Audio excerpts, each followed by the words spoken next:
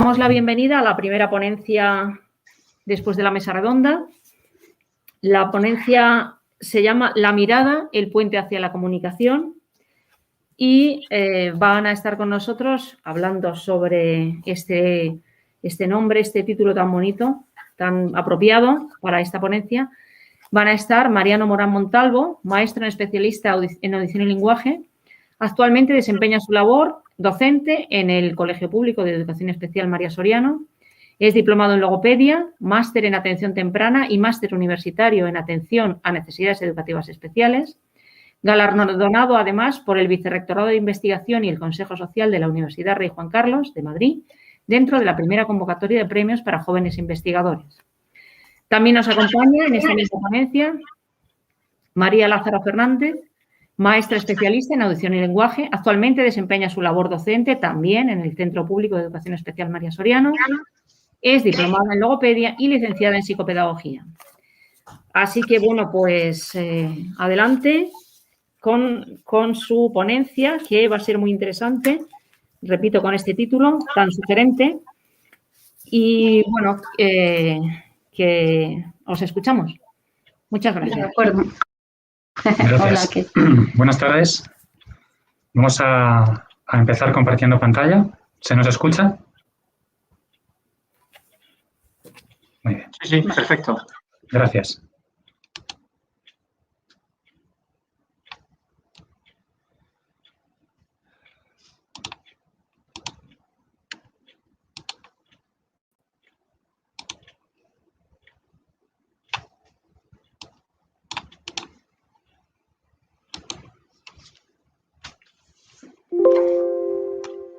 Bueno, pues como decía, buenas tardes a todas y a todos los presentes. En primer lugar, antes de comenzar, tanto mi compañera María Lázaro como yo nos gustaría dar las gracias por permitirnos participar en esta jornada. Como veis en el título de esta exposición, La mirada al puente hacia la comunicación, vamos a hacer una breve exposición sobre el proyecto de comunicación que, como maestros especialistas en audición y lenguaje del Centro Público de Educación Especial María Soriano, se desarrolla a través de lectores oculares como producto de apoyo y puente hacia la comunicación. En primer lugar, os presentaremos unas breves nociones técnicas y conceptuales básicas para haceros partícipes aún más de todo este proceso, y también hablaremos de la importancia de llevar a cabo un proceso de evaluación riguroso, y finalmente os explicaremos cómo aplicamos la curva de aprendizaje basado en el empleo de los dispositivos de seguimiento ocular, mientras os presentamos algunos recursos y algunos casos prácticos. Ahora bien, ¿qué es un lector ocular y qué herramientas utilizamos como puente a la comunicación? Lo que tenéis en pantalla es un dispositivo ocular. En nuestro caso trabajamos con Irisbone, que está basado en la tecnología de eye tracking. Esta tecnología lo que hace, según está publicado en la página de Irisbone, es medir los movimientos oculares para determinar dónde está mirando un alumno, qué está mirando y durante cuánto tiempo presta atención a un punto concreto en la pantalla, ya sea un estímulo o, en nuestro caso, que es lo que realmente nos interesa, una imagen, un pictograma o una grafía. En nuestro caso, los empleamos como el puente para que el alumnado utilice con sus ojos sus sistemas alternativos y aumentativos de comunicación, en lugar de utilizar pantallas táctiles o ratones debido a sus características cognitivas y físicas. Para poder utilizar el lector ocular con un ordenador portátil o con una tablet, es necesario utilizar un software específico. En nuestro caso, aquí tenéis el icono del software que utilizamos nosotros, se llama EasyClick. También utilizamos Prima, que es el antecesor. Ambos softwares son de Irisbone también, y lo que hacen es que estos programas, que son fundamentales, nos permiten realizar un proceso de calibración. Para que os hagáis una idea, es como cuando en el aula el tutor intenta calibrar la pizarra digital, que tiene que pulsar con la mano diferentes puntos en la pizarra digital. Una vez proyectada la imagen, pues el niño también tendría que hacer este proceso de calibración, pero en vez de hacerlo con sus manos, con los miembros superiores, lo haría con la mirada. Estos programas, el proceso de calibración es muy sencillo. Simplemente tienen que elegir la precisión con la que queremos usar el dispositivo y seguir los estímulos que nos van a aparecer en la pantalla. El proceso dura unos 5 segundos y, además de este proceso de calibración, es importante posicionarse adecuadamente. De aquí que sea fundamental el trabajo y la coordinación entre todos los servicios, en nuestro caso de terapia ocupacional, de fisioterapia y de audición y lenguaje. ¿Por qué? Porque el alumno tiene que estar cómodo, tiene que estar correctamente posicionado, tiene que haber un control postural adecuado y, en particular, tiene que haber un buen control cefálico. La distancia y la posición también son muy importantes. Tiene que haber una distancia entre 50 y 70 centímetros con respecto al lector ocular, y a la hora de calibrar hay que tener en cuenta también el número de puntos que aparecen en pantalla, puesto que influyen en la precisión, y nos interesa que nuestro alumnado seleccione aquel pictograma que va a intentar comunicar o seleccione aquella grafía que quiere escribir a través del teclado digital. Aunque mi compañera María os hablará con más detalle más adelante de todo el proceso de evaluación, siempre se aconseja realizar una evaluación previa de la mano de un profesional especialista en sistemas alternativos y aumentativos de comunicación de alta tecnología. Para terminar esta parte de la presentación, os vamos a hablar de la interrelación de los lectores oculares y los sistemas de comunicación aumentativa y alternativa. Y es que hoy en día estos sistemas, que se basan en el empleo de estos productos de apoyo, aumentan en el caso de que sean aumentativos y compensan, en el caso de que sean alternativos, las dificultades de comunicación y lenguaje de nuestro alumnado. En nuestro caso, los veremos también en esta presentación, utilizamos dos softwares específicos. Uno de ellos es Grid3 y otro de ellos es Plafums, del proyecto Fresa, de Jordi Lagares. A continuación, doy paso a mi compañera para que os hable más profundamente de la importancia del proceso de evaluación, así como de algunas estrategias y técnicas fundamentales para poder hacer frente al proceso de intervención docente basado en el empleo de lectores oculares. Muy bien, pues antes de evaluar al alumno, tenemos que hacer nosotros una reflexión o preparación previa, un entrenamiento. Vamos a empezar el maravilloso proceso de incorporar al trabajo que realizamos con nuestros alumnos el uso del lector ocular, y al igual que cuando vamos a empezar un sistema de comunicación, pues tenemos que evaluar las capacidades y necesidades del alumno, por supuesto, pero también nosotros nos tenemos que preparar, sí, nosotros también. Es decir, tenemos que hacer un proceso de pensar, de reflexionar y de evaluación. Respecto a esto, BJ Adaptaciones en su blog tiene un artículo muy interesante y muy inspirador que se llama Tarjetas de apoyo para el uso de un SAC, que, bueno, recomiendo leer, a mí me ayuda antes de iniciar este maravilloso proceso. Voy a dar unas pinceladas de estos aspectos presentes en nuestra reflexión para luego dar paso directamente a lo que es la evaluación. Estos aspectos presentes en nuestra reflexión aparecen aquí en la pantalla que os estamos presentando ahora mismo. Capacidad, pues aquí vamos a presumir de competencia, es decir, según señala Anne Donela, el criterio de presunción menos peligrosa. Esto es, suena así un poco raro, pero es sencillo. Si no sabemos a ciencia cierta si un alumno podrá desarrollar una habilidad, mejor intervenir pensando que podrá hacerlo que dejarlo sin hacer. Es decir, el no ya lo tengo. Vamos a probar el sí, que para volver atrás siempre hay tiempo. Nos tenemos que conformar. Casi seguro que hemos oído alguna vez, uy, si yo le entiendo todo, bueno, es que con su comunicador o su tablet se apaña fenomenal. De acuerdo, bien, pero ¿y si pudiera decir cosas diferentes a las que actualmente dice? ¿Y si hay algo más aparte de todo esto que se nos está escapando? ¿Y si con el uso de un lector ocular le abrimos el acceso a redes sociales, a Internet? Hay que pensar que muchas veces el límite de la comunicación lo pone los recursos de los que dispone el usuario. Por eso nosotros vamos a darle todo el abanico de posibilidades. Otra pregunta que podemos hacernos es el mejor momento para empezar a usar un lector ocular? Pues, a ver, nunca lo vamos a saber a ciencia cierta, pero yo diría que el mejor momento es cuanto antes. Y si tenemos que volver atrás, pues como decía, no ya lo tenemos, pues esto igual. Si tenemos que volver atrás, ya volveremos. El tiempo es otro aspecto de nuestra reflexión. Por ello digo que nos tenemos que preparar nosotros también. Todos sabemos que aprender y, ojo, también enseñar el uso de un SAC es un proceso largo que puede llevar toda la vida. Pues el uso de un lector ocular para la comunicación también. O quizá me atrevería a decir que incluso más. Más adelante hablaremos del proceso de aprendizaje, que nos lo mostrará Mariano. Pero como así una pincelada o como reflexión, digo, si un bebé tarda meses no para emitir palabras, sino sonidos y años para que desarrollen un lenguaje, Entonces, ¿por qué a nuestros chavales, bueno, a nuestros alumnos les exigimos ese ya o no? Tenemos que dar tiempo y paciencia. Y además nuestros alumnos suelen tener tiempo de respuesta largo, por lo que debemos aprender a esperar, es decir, darle tiempo, mostrar atención, fijarnos en sus señales y sobre todo estar muy pendientes de esa iniciativa que ellos tienen. Vale, continúo diciendo que cuando nosotros nos iniciamos en el uso de un SAC y como en el uso de un lector ocular, todos contamos. Y cuando digo todos es todos, absolutamente todos. Contamos como modelo. De hecho, la primera vez que nosotros, la primera sesión, la primera vez que le vamos a colocar delante de un lector ocular, podríamos usarlo nosotros directamente, irle explicando cómo se accede, irle enseñando cada una de las partes. Y cuando ya estemos con él metidos en el uso de un comunicador, tanto de Big3 o de Plafond, nosotros también sería bueno usarlo. No hace falta que estructuremos toda la frase, podemos elegir las palabras más importantes y sobre eso usarlo. Contamos como interlocutores, es decir, nosotros somos con el que va a usar ese comunicador que ha hecho acceso a través del lector ocular para comunicarse.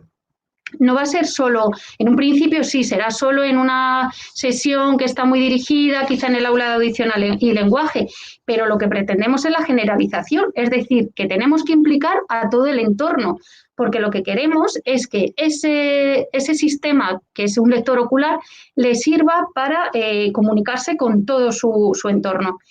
Y nosotros también contamos como animadores, porque el acceso con un lector ocular es complicado, tiene un nivel de fatiga, o sea, es cansado. Entonces, tanto en las sesiones como sobre todo en la primera sesión, tendríamos que montarlo como una fiesta, o sea, sacar a ese docente payasete que todos llevamos dentro y disfrazarnos y hacer actividades divertidas para que el alumno se sienta como más tranquilo o como, bueno, darle ahí un enganche con un poco de diversión. Y ahora sí que entro en el proceso de evaluación. Y aquí hay que tener algo muy en cuenta, o sea, no todo el alumnado es susceptible de utilizar un sistema alternativo y aumentativo de comunicación, un SAC, con un sistema basado en un lector ocular. Hay que considerar bastantes factores, como por ejemplo el control cefálico, que siempre disponemos de ayudas, que bueno, se puede ayudar. También tenemos que tener en cuenta los patrones asociados, tenemos que tener en cuenta su visión, tenemos que tener en cuenta unos prerequisitos y unas funciones ejecutivas, su nivel cognitivo, la motivación, el nivel de fatiga y, por supuesto, como decía Mariano, con toda la razón del mundo, esto es una labor interdisciplinar. Aquí vamos a colaborar terapia ocupacional, fisio, la tutora, los padres, los maestros de audición y lenguaje, o sea, todos tenemos que participar en esto. Os presento unos recursos para evaluar. El primero es el EasyClick, que aparece con una ventanita en rosa y un ojo en medio, que ha hablado Mariano de él. Y se usa para el posicionamiento, pero a nosotros también nos sirve para ver si tenemos al alumno bien posicionado, si los ojos están colocados un poco más cerca, un poco más lejos. El control cefálico aquí también nos va a ayudar porque los ojos oscilan o no. Voy a intentar enseñároslo un momentín, me salgo y os lo enseño.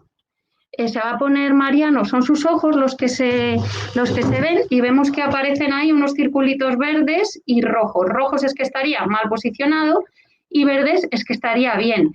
Esto nos sirve para ver qué capacidad tiene el niño del control cefálico, de su seguimiento visual.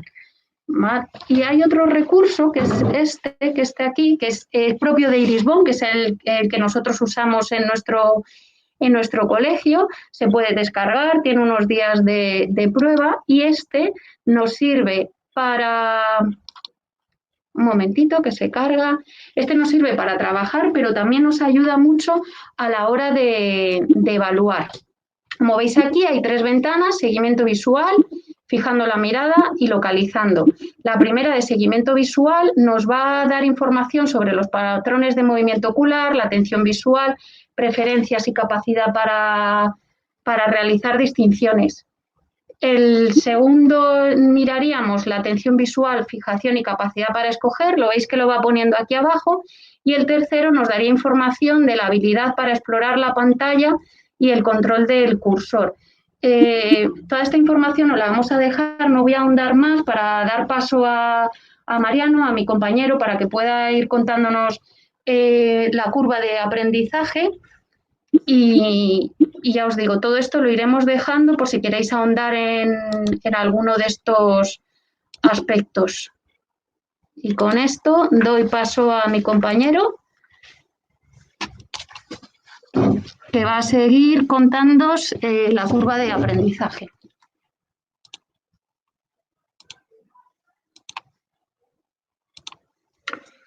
Bueno, el proceso de enseñanza y aprendizaje con los lectores oculares debe estar perfectamente programado. En la pantalla tenéis una curva de aprendizaje que nosotros seguimos de forma sistemática. Como veis, está dividida en dos bloques. La primera es el aprendizaje mediante actividades, educación asistida, y el segundo es la comunicación autónoma, es decir, el acceso y el control total. En el primer bloque vemos la estimulación visual y la contingencia causa-efecto, y en el segundo, aunque también está el acceso al ordenador y la inclusión total, nos vamos a centrar hoy más en la parte de comunicación. Ahora, lo que vamos a hacer es que os vamos a presentar unos recursos abiertos y gratuitos, aunque hay otros que son de pago. Grid3, por ejemplo, integra su propio software y también hay paquetes como los juegos de Inclusive Technology o Loop to Learn, que son muy completos. Nosotros nos hemos centrado en los primeros, en los gratuitos, y queríamos resaltar la importancia de la investigación como docentes y la interpretación de los recursos en línea. En nuestro caso, en el apartado de estimulación visual, contamos con una serie de recursos gratuitos, como os digo. Vamos a ver algunos ejemplos de ellos. Por ejemplo, el primero de la horca. Aquí, como veis, simplemente el niño tendría que realizar movimientos oculares para que la horca siga el cursor del ratón. Además, la horca viene con un contraste visual alto, blanco y negro, para permitirle fijar mejor la mirada. Otro recurso sería pintamos un cuadro, que nos permitiría pintar un cuadro como Jackson Pollock. Simplemente con mover la mirada por toda la pantalla aparecerían los trazos de la pintura. Eso sí, tendríamos que hacer clic para que el niño pudiera cambiar el color. Todos estos recursos que os presentamos también los podéis utilizar con alumnado que utilice una pizarra digital con pulsación. Este es el Doodle de Oscar Fischinger, del que os hablaba, en el que el alumno puede realizar seguimiento visual de izquierda a derecha. Nosotros podemos trazar la línea y aparecerán unas figuras y también tendrá información auditiva. Podéis cambiar el instrumento para que se combinen y aparezcan diferentes formas. O incluso el niño, si vosotros mantenéis el clic, puede ser quien haga el barrido.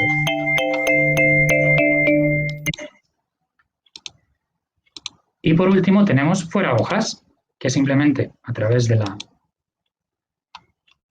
la mirada del niño tendría que descubrir el animal que hay oculto en la pantalla.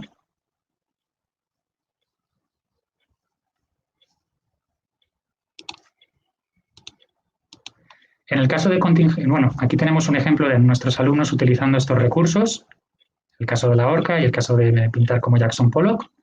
Y en el caso de la contingencia causa-efecto, nos gustaría resaltar estos.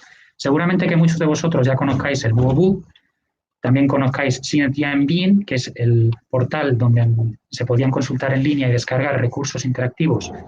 Ahora mismo está para descarga. Help Kids Learn, que os ofrece hasta 20 actividades gratuitas, tanto Help Kids Learn como Cientiambin son de registro gratuito. Y sí que vamos a ver el Bouncing Balls, en el que haciendo clic sobre la pantalla rebotan las pelotas, perdón. Podéis cambiarlas por pelotas de plástico, por emojis, por burbujas, y además podéis aumentar la sensibilidad, disminuirla, cambiar la cantidad e incluso trabajar las emisiones orales, porque también se activa con voz. Perdona, Mariano. Sí. ¿Cómo vais? Sí, ya estamos terminando. Perfecto, muchas gracias. Nada. Aquí tenéis a alguno de nuestros alumnos utilizando estos recursos. Y finalmente, en el apartado de la comunicación, vamos a deciros que, bueno, ya os lo hemos dicho, que hemos estado trabajando con Grid 3 y con Plafuns. En el caso de Grid 3 es uno de los mejores programas para la comunicación y el acceso. Es cierto que es de pago, pero sirve para comunicarse de forma eficaz y desarrollar el lenguaje, aumentando las posibilidades de interacción y comunicación de aquel que lo usa, tanto en personas y alumnos que ya utilizan pictogramas y quieren desarrollar el lenguaje, como en aquellos que pueden utilizar el texto y escribir. Y finalmente, Plafuns es un sistema de comunicación a través del empleo de imágenes y pictogramas que puede servir para el aprendizaje de lectura y escritura, así como para facilitar el uso y el control de los ordenadores. Aquí tenéis algún ejemplo de nuestros alumnos utilizando estos softwares de comunicación. Y ahora mi compañera María va a terminar con esta presentación. Sí, solo es un apunte, decir que cuando estemos usando el lector ocular y lo estemos usando con alguno de los recursos que tenemos o bien con un comunicador, siempre es recomendable tener el tablero de comunicación impreso. Aquí, bueno, es una imagen de lo que usamos nosotros con esta niña en concreto. Si estamos usando uno de los recursos que hemos presentado y el niño nos quiere comunicar algo, si lo tenemos el comunicador impreso, así no es necesario cerrar, salir y abrir su comunicador del Grid 3 o del Plafond. Y con esto ya terminamos nuestra presentación. Muchísimas gracias a todos por vuestra atención y si alguien tiene alguna pregunta estaremos encantados de poder resolverla.